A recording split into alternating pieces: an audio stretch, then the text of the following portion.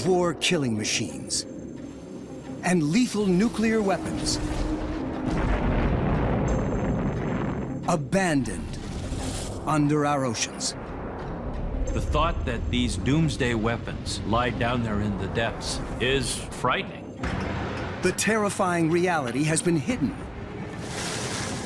The keys to the truth of the Cold War lost under icy waters for over half a century. Imagine if we could empty the oceans,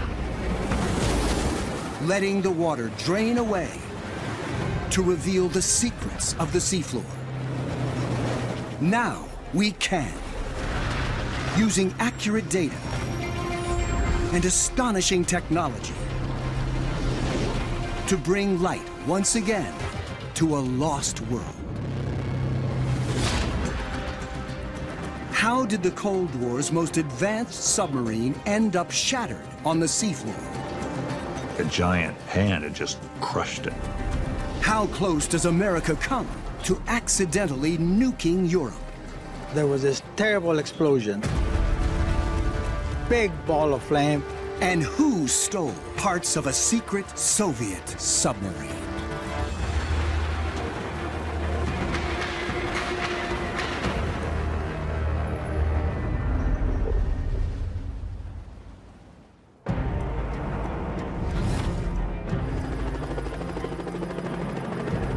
October 1962. The United States and the Soviet Union hit crisis point. This is a red alert. Repeat. Moscow installs nuclear missiles in Cuba. President Kennedy issues an ultimatum. Withdraw the missiles, or it's war. A full retaliatory response upon the Soviet Union. 31,000 nuclear devices. If it starts, the world would go up in smoke. That's it. Crazy. The Soviets back off. But the world remains just one mistake away from nuclear apocalypse. Many flashpoints are hidden from view, shrouded in secrecy.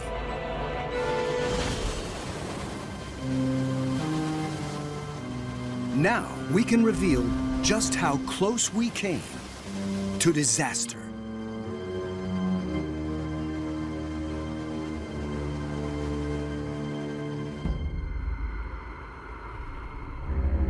In the waters of Northern California, a mysterious wreck could reveal the truth about top-secret experiments at the dawn of the Cold War. A giant object has been detected under these waters. Maritime archaeologist Dr. James Delgado wants to know more. Mapping the seabed outside the Golden Gate, they found a big target, a very big target. Was it a ship? Was it something more? What brought this here? Why is it on the bottom? James hopes the new find could solve a Cold War mystery. The location of a ship lost for over 60 years. USS Independence, a giant aircraft carrier. Imagine the wreck of an aircraft carrier as big as this, sitting on the bottom, just off the coast of San Francisco, unrevealed for so many years. It's powerful, it's compelling.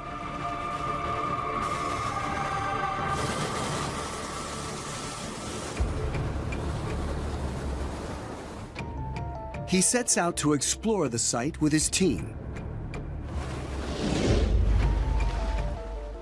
sending a remotely operated vehicle, or ROV, 2,600 feet down.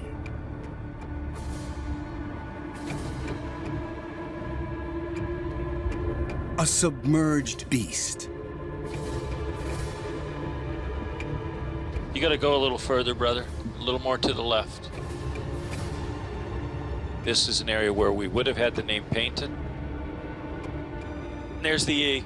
Independence! You can see it! ENCE! Yes! Yes! This carrier is a hero of the Second World War. It battled to recapture Pacific Islands from the Japanese. It survived all that. But it hasn't been seen for over half a century.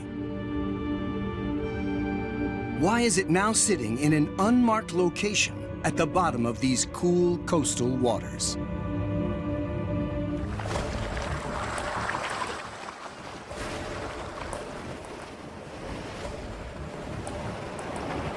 Using precision scan data, the waters roll back to reveal a staggering sight.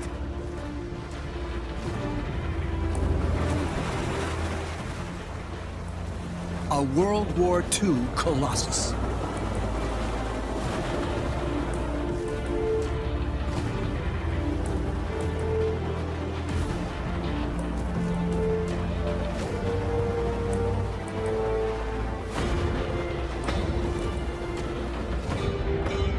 It looks almost new, but on the flight deck, there's evidence of damage. The surface torn, buckled, and bent. And one giant corner punched in completely. On the hull, strange scars. Steel plate creased like tinfoil.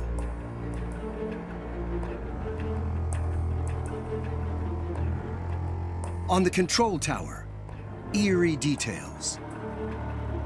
Japanese flags were painted on this kill board for every enemy unit destroyed. But now, only white paint remains. Now, this should be painted in different colors. It should be red, for example, but it's not here, and that's not age or seawater. What could have caused such bizarre damage? James picks up on a trail of evidence that leads him all the way to the fiery dawn of the Cold War. Bikini Atoll, July 1946. Behind a ring of low-rise islands, nearly 100 obsolete warships lie empty and abandoned. One of them is the USS Independence. This remote Pacific lagoon is America's new atomic test arena. It's less than a year since the first ever atom bomb attacks on Japan ended the Second World War. And the US needs to know more about what these terrifying new weapons can do. On July 25th at 8:35 a.m.,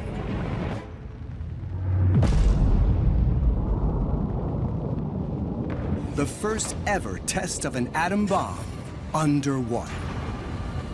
2 million tons of radioactive seawater blasted into the air. The bomb punches out of the lagoon with a heated core hotter than the sun shooting up through the heart of it. Also, an airborne detonation as big as the bomb at Nagasaki. A mile and a half from the epicenter is the USS Independence. A blinding flash irradiates her, instantly vaporizing the red paint on the kill board. The burst, not only of light, but heat, took away all the other colors, leaving only the white base coat. Then, blast waves rocked the carrier, shredding her flight deck. And washboarding the steel around her hull. This is all of those thousands of pounds of air or water coming right up alongside the ship and slamming into it, bending it, denting it, rippling it. This is what an atomic bomb does to a ship.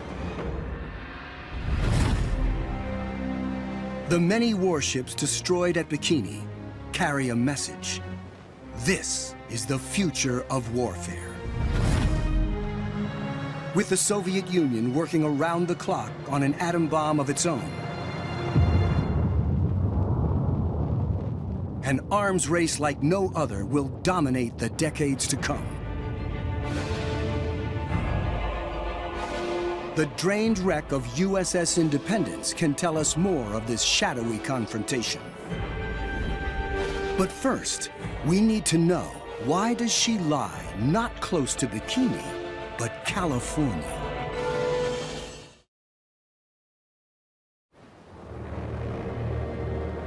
Hidden under the waters of Northern California, the wreck of the USS Independence. 4,500 miles away from where she was smashed by atomic blasts at Bikini Atoll. How did she get here? And why? Can our immense drained wreck provide a clue? When you look at all the damage brought by the atomic bomb, while grievous, for the most part is above the waterline, it wasn't enough to sink the ship. The Independence survives the atomic blasts. But she's ravaged by radiation. It had been coated in radioactive steam. There's a near panic that the radiation levels have not subsided much at all. In the summer of 1947, the Independence is towed to California. James Delgado and his team want to know why. This was here for a couple of years. They discover a link to a top-secret naval research facility on the fringes of San Francisco. Hunter's Point. Inside the high-security port, a specialist team studies the radioactive fallout on board Independence. Their mission: design a defense against nuclear weapons. The key lessons underscored by study of Independence is to just get scarier, to build more weapons, to bring more of them into play. In short, proliferation.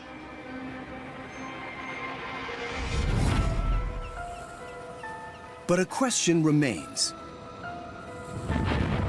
After almost 4 years at Hunter's Point, the U.S. Navy scuttles Independence. And the wreck is nowhere near where contemporary news stories claim she is.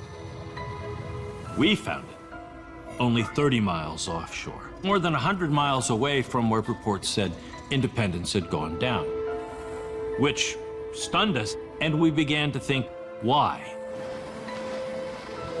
Off the waters of Northern California, James goes deep inside the Independence to look for answers. As the robot drops down, I have it zoom in again and again until finally I see exactly what they're hiding. Now, using precision data, we can reveal what he finds there. In the hangar, tucked behind a Hellcat fighter plane, a stack of large, sealed barrels. On one barrel, a side panel has rusted away. And when James inspects it up close, something catches his eye. Those are rubber gloves. Looking at it, everything from the labs is getting packed in barrels, sealed in concrete. Not only from Hunter's Point, but from the labs in and around the Bay Area.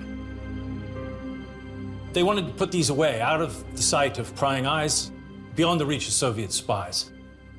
They're afraid of espionage. The U.S. Navy decides to take no chances, whether Soviet spies are operating in California or not.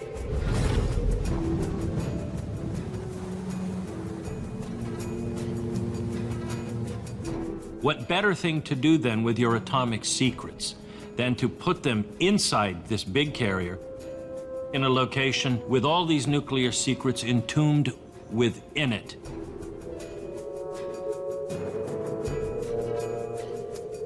The battered wreck of the Independence still lies off the California coast. chilling reminder of the dawn of the Cold War.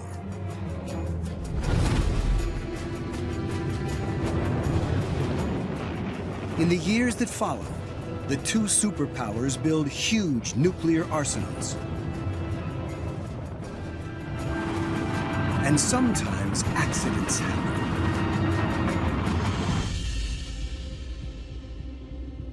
The coast of Almeria, southern Spain. Draining these waters reveals a shocking sight. A nuclear warhead, more powerful than 1 million tons of TNT. How does it get here? And how close is Spain to a nuclear disaster? Joe Ramirez is serving with American forces here in the 1960s. It's the height of the Cold War, and the U.S. is flying nuclear armed patrols over Europe around the clock. Operation Chrome Dome, as it was called. B-52 bombers, each carrying 4 hydrogen bombs, in flight 24 hours a day. Chrome Dome maintains a constant nuclear threat against the Soviet bloc. But to keep the bombers airborne for as long as possible, crews must refuel in midair. A delicate and dangerous procedure. On January 17, 1966, in the skies over Spain, something sparks an explosion. 4 bombs, complete with nuclear warheads, hurtle towards the ground. 2 without their parachutes. The nuclear components are unarmed, but the conventional explosives do detonate, spreading radioactive plutonium over a square mile. Hundreds of American and Spanish personnel scour the countryside and find 3 of the bombs. But that's all. We couldn't find the 4th one. The U.S. military needs to locate their lost nuke before it leaks dangerous radiation or falls into the hands of the Soviets. After more than a week of searching, the team still can't find the bomb. Then, Ramirez meets a local fisherman. He reports seeing a parachute fall into the sea on the day of the accident. It hit me. We're looking in the wrong place. We're looking for the bomb on land. This bomb may be in the water. But if the nuke is under the ocean, where is it? And what condition is it in?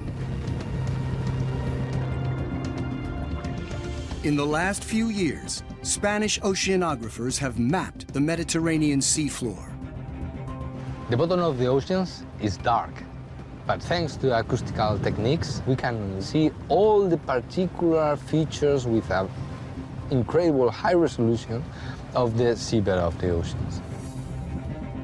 Now, with access to Dr. Rivera's data, we can drain the waters of southern Spain, exactly as it looked in 1966, and remove the sea from an American nuclear calamity.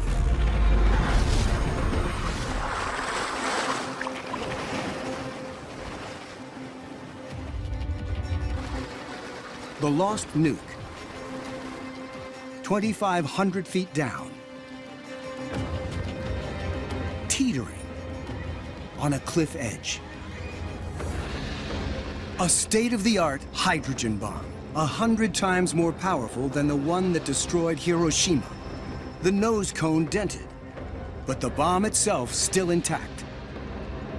The Americans need to find it first, to get it away from this densely populated coastline, and to stop the Soviets from salvaging it for themselves.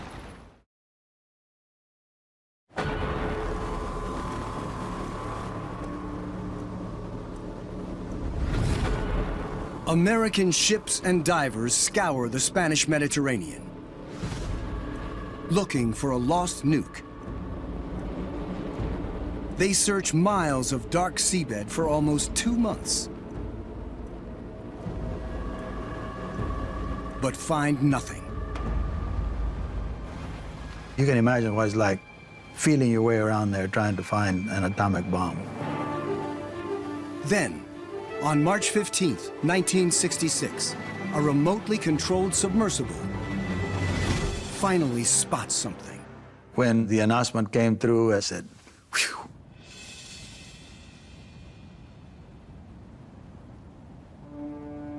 The submersible attaches a rope, but as they carefully attempt to winch the bomb to the surface, the rope suddenly snaps.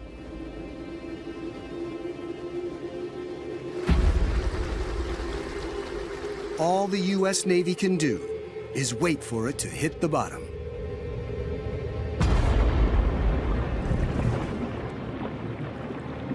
The fail-safe system holds,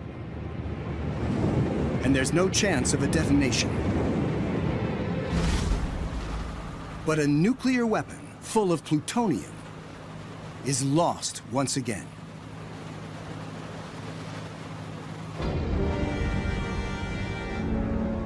Now, using the latest data, we can drain the Mediterranean completely to reveal where it falls.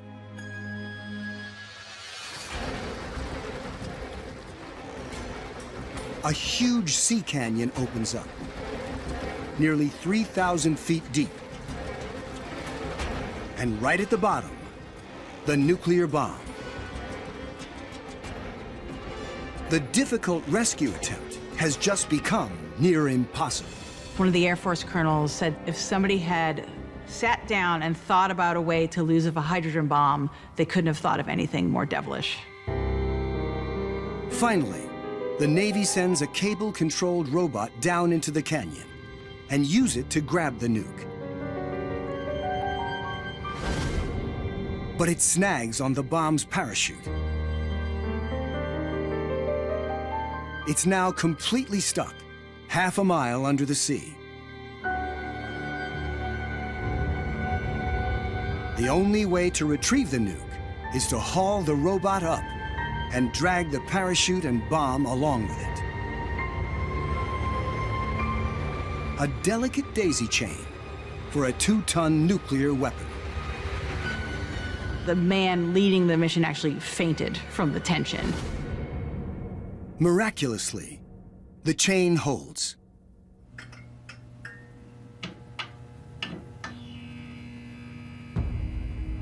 These are 2 of the 4 thermonuclear bombs dropped on Spain. On the left, the nuke that journeyed to the bottom of the sea, now safely stored in New Mexico. To just see it lying there, this item contained the power to destroy a city. It's scary, you know? A Cold War catastrophe is avoided. But Operation Chrome Dome is suspended 2 years later. Nuclear confrontation has moved beneath the waves. 200 miles off the coast of New England. Draining the waters of the Atlantic exposes the horrors of a deep-sea disaster. By the 1960s, the Cold War has a new front line. Submarines armed with nuclear weapons try to creep into enemy waters. America deploys hunter-killer subs to guard against the threat. The very latest is the USS Thresher, powered by a nuclear reactor.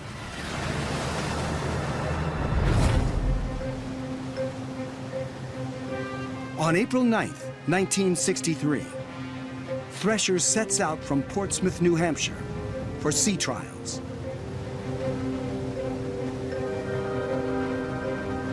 Just over 200 miles out, it begins trialing extreme deep-water dives.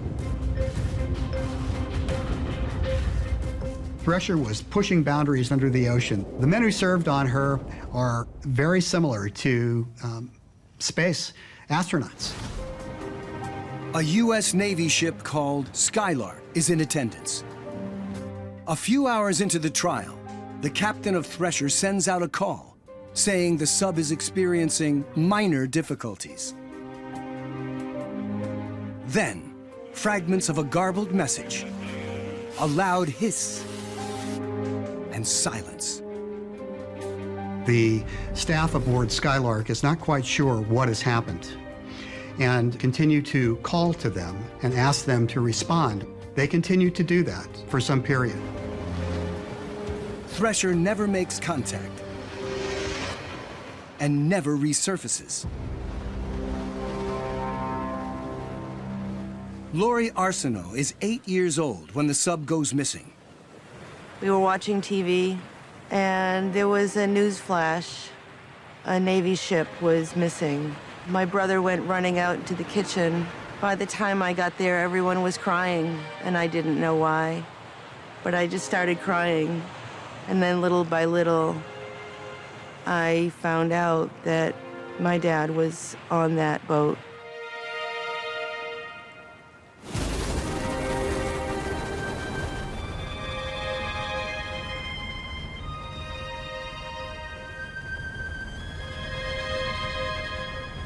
In 1985, deep-sea explorer Dr. Bob Ballard sets out to find the wreck of the Titanic.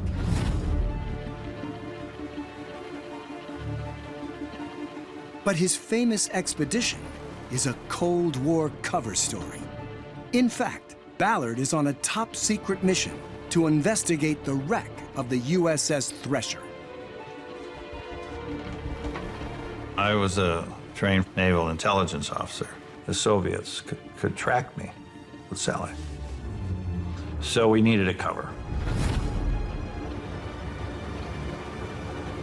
Ballard deploys a submersible equipped with video cameras.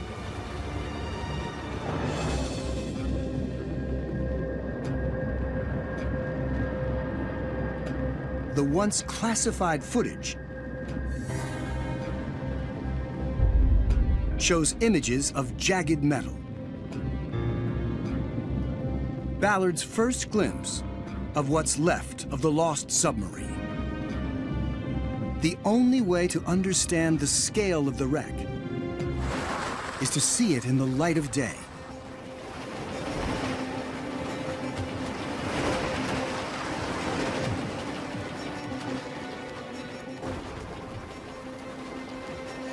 A traumatic scene. The sub is ripped into mangled pieces and scattered across the seafloor. Water drips off a torn rudder, and lying behind it, the conning tower on its side. There's a blasted air canister, and finally, fragments of piping. Little else is identifiable. So what we're seeing here is the debris field of the Thresher, but it's completely shredded. This is carnage. The only big piece was a piece of the tail. And even that looked like a giant hand had just crushed it. So it was everywhere. How did the USS Thresher end up like this? It wasn't carrying munitions. Its nuclear reactor isn't explosive. And there's no evidence of a Soviet attack. Ballard believes that only a force of nature can explain the damage.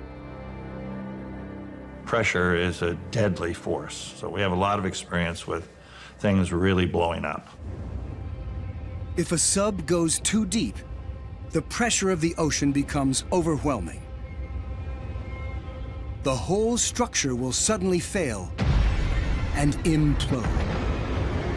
An implosion is a gigantic explosion. It's known as crush depth. But why would the Thresher be so deep? Ballard searches the wreck looking for clues.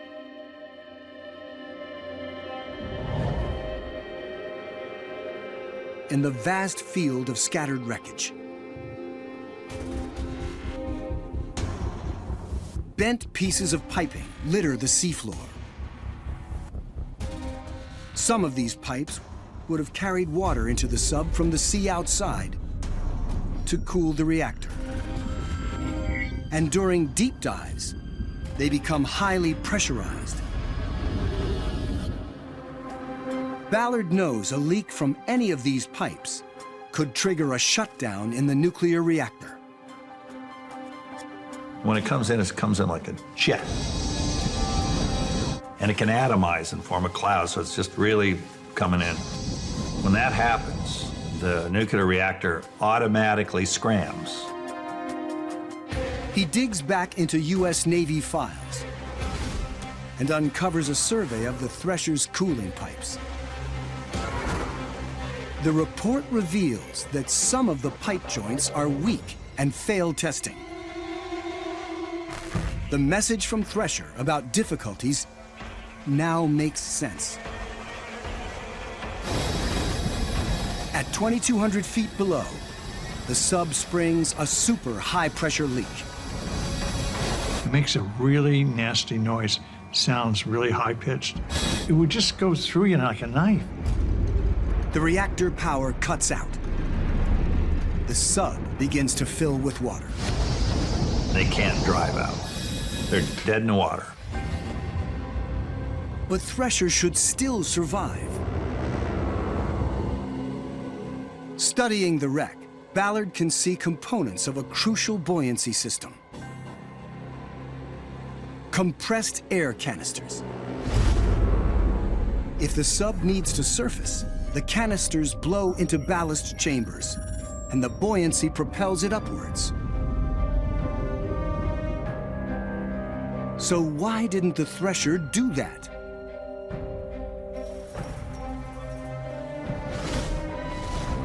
The U.S. Navy conducts an investigation. What they find is chilling. In the cold conditions of the Thresher's deep-sea dive, moisture in the compressed air freezes and blocks the ballast. So it's froze over. They couldn't blow. The hiss in the captain's final message is the crew trying and failing to blow the ballast.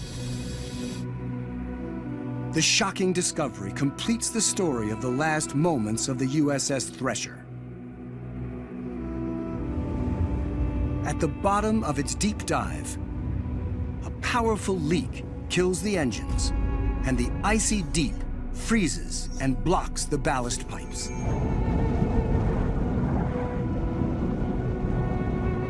Without power and buoyancy, and partially full of seawater, the Thresher is dragged deeper and deeper.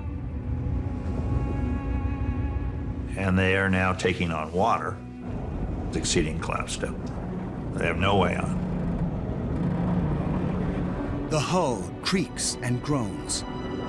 The crew knows they are reaching crush depth. They're just going down, they're getting deeper, and they're crushing. And that is a tough way to die because there's just nothing you can do. At 2,400 feet below, the pressure is 70 times greater than at the surface.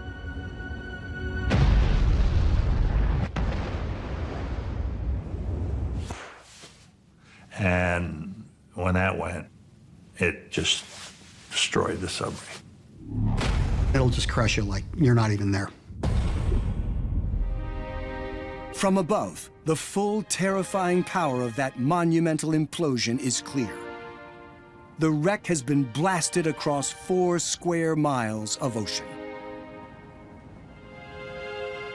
The first time I ever saw the pictures of the wreck, it was a profound and powerful experience. The Cold War was not a war without casualties.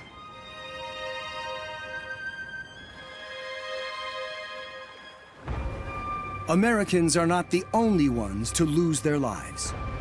Beneath the wild waters of the northern Pacific lie the remains of another submarine. How does a Soviet wonder weapon fall victim to Cold War power games?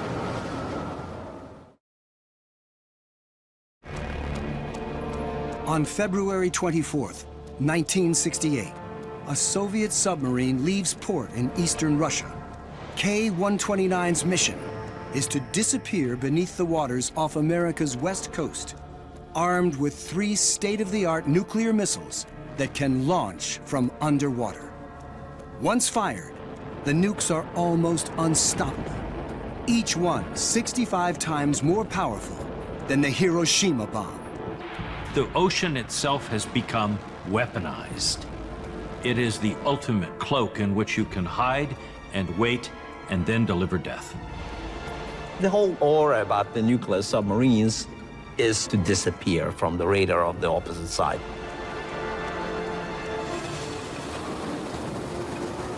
Two weeks into its patrol in the North Pacific, K-129 misses a scheduled transmission home. Something has gone badly wrong.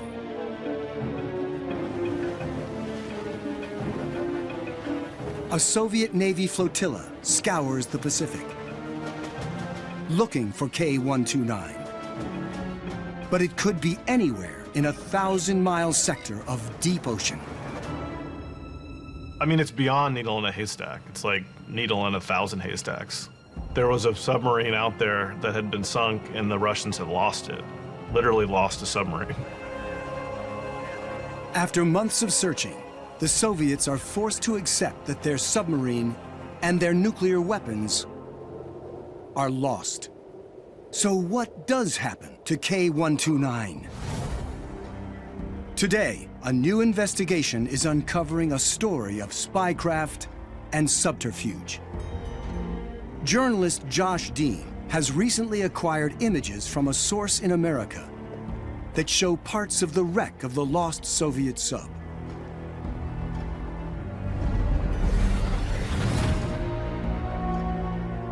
The remarkable black and white pictures are hard to decipher. But using expert analysis to enhance the images means it's now possible to reveal what remains of K-129, 3 miles under the Pacific Ocean. The black steel of a conning tower, and a fractured silo still loaded with a nuclear missile. Only some sections of the sub have ever been identified, and a clue as to why lies here at the stern. Jagged edges of peeled back metal, the telltale sign of a powerful internal explosion. This is an image I never thought we'd be seeing. K-129. It's heavily damaged. Whatever forces were at play, and I don't know if we'll ever really know. This is an amazing and tragic image. It's hard to think of anything more mysterious than K-129. It's an unprecedented wreck. Searching for an explanation, Dean digs back into Cold War history. His research leads him to the tropical shores of Hawaii. In the 1960s, this row of innocuous-looking buildings is a listening post for a top-secret U.S. facility called SOSUS. SOSUS is a vast network of underwater microphones that stretches across the oceans of the world, listening for the sound of Soviet submarines and tracking their movement. Marine acoustics professor Bruce Howe has access to the Cold War data. The Russians were building submarines that were coming uncomfortably close to the United States, and so that motivated putting out these listening arrays. In 1968, the Americans use acoustic technology to try and find K-129. Noticing the Soviets' frantic search, they scanned back over their data, looking for a marker.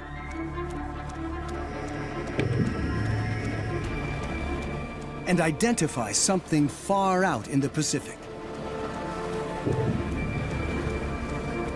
Analysis suggests it could be an underwater detonation.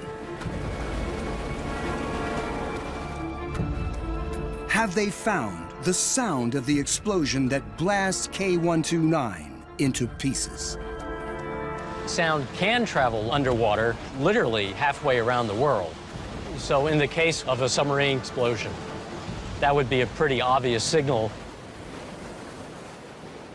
If there was an explosion, to this day, no one knows what caused it. But by triangulating the noise across the network, the U.S. Navy can pinpoint where the sound comes from. Here, 1,500 miles northwest of Hawaii. For the U.S. military, a Soviet sub loaded with nuclear missiles is a priceless bounty. But attempting to seize K-129 would be an act of war. You can't just take stuff that belongs to another military. There was real risk that going after this thing could start a war. The U.S. Navy closes the file and leaves the wreck untouched.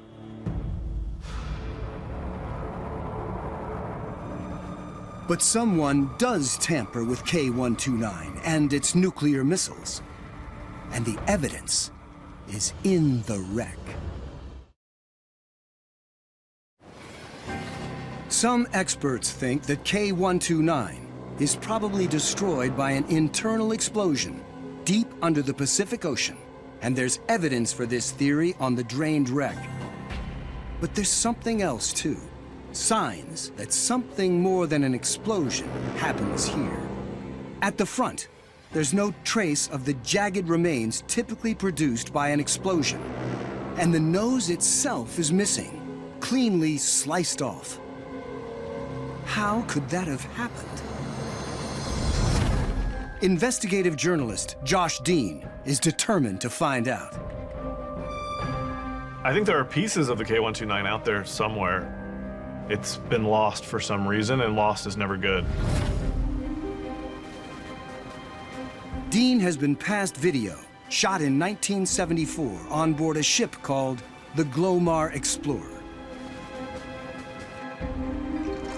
Owned by eccentric American billionaire Howard Hughes, the Glomar claims to be a deep-sea mining vessel.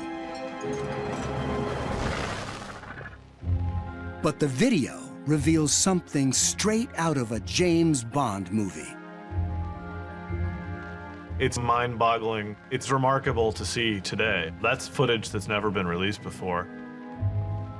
Hidden within the Glomar Explorer is a giant cavity and a hydraulic claw. The men on board are CIA operatives. Operation codename Project Azorian. Their mission is to recover sections of K-129, and especially its nuclear missiles, 6 years after the sub went down. Even most people within the CIA were not aware of the existence of this program. The stakes could not be higher, essentially. The claw is designed to drop down through 3 miles of ocean and retrieve the sub and its nuclear missiles. In the murky 45-year-old video, it's possible to see it, down in the deep, preparing to grasp a part of K-129. It pulls a 2,000-ton section away from the seabed and begins an agonizing 3-day-long ascent to the ship. 2 days into winching, on the surface, there's a sudden jolt. Those engineers who'd spent a lot of time on boats thought, like, we definitely just dropped some weight. Something happened. Stressed from digging into seafloor, one of the claws has cracked open. Only the tip of the nose remains. Most of what was in the claw, including the nuclear missiles, plunges back into the darkness. The guys on the ship have to sit there and say, look, we can't try again. The claw is broken. The CIA is forced to abandon the operation.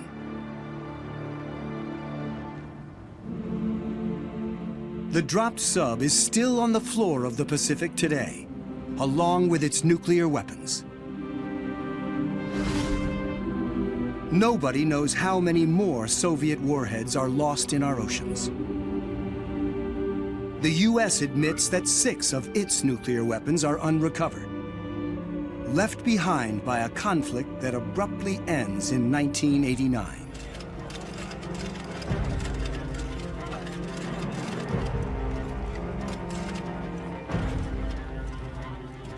Gorbachev said, we have tried to kill your submarines. We have failed. We quit. The Soviet regime collapses. But the scars of the Cold War remain beneath our oceans. Nuclear weapons and radioactive waste litter the sea. Now, the superpowers are rearming with thousands of new missiles that can strike across the globe. Secret nuclear power games continue day and night.